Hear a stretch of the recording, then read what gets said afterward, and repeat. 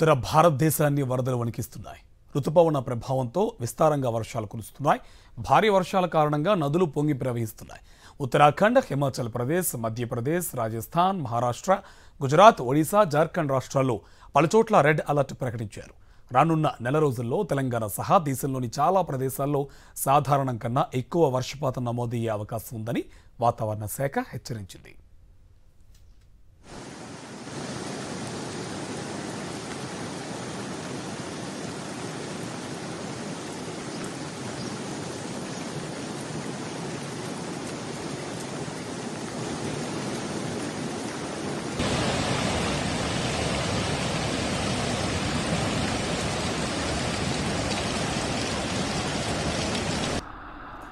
హిమాచల్ ప్రదేశ్లో భారీ వర్షాలు పలుచోట్ల విధ్వంసం సృష్టించాయి.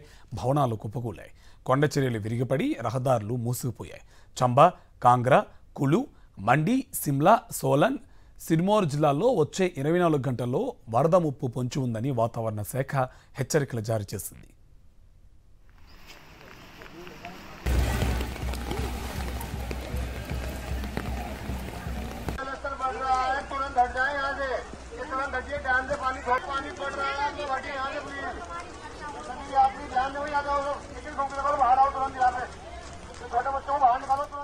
ఒడిశాలో ప్రధాన నదులు ఉధృతంగా ప్రవహిస్తుండటంతో లోతట్టు ప్రాంతాలను ఖాళీ చేయిస్తున్నారు. బాలసోర్, మయూర్భంజ్ జిల్లాలో సుబర్ణరేఖ, అలాగే బుద్ధబలంగ్, జాలక, సోన్ నదులు పొంగిపొర్లుతున్నాయి.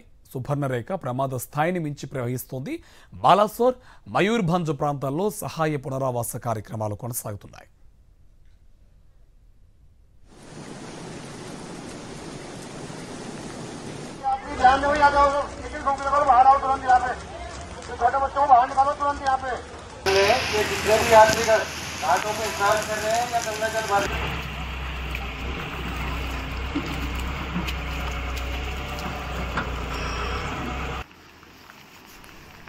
ఢిల్లీలో తేలిగి నుంచి ఒక మోస్తారు వర్షాలు కూడా కురిసినట్లు అధికారులు వెల్లడించారు.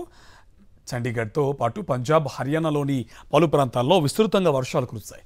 ఈసారి నైరుతి రుతుపవనాలు సాధారణం కంటే ముందుగానే దేశవ్యాప్తంగా విస్తరించాయని, వీటి ప్రభావంతో భారీ నుంచి అతి భారీ వర్షాలు కురిసే అవకాశం ఉన్నట్టు వాతావరణ శాఖ హెచ్చరికలు జారీ చేసింది.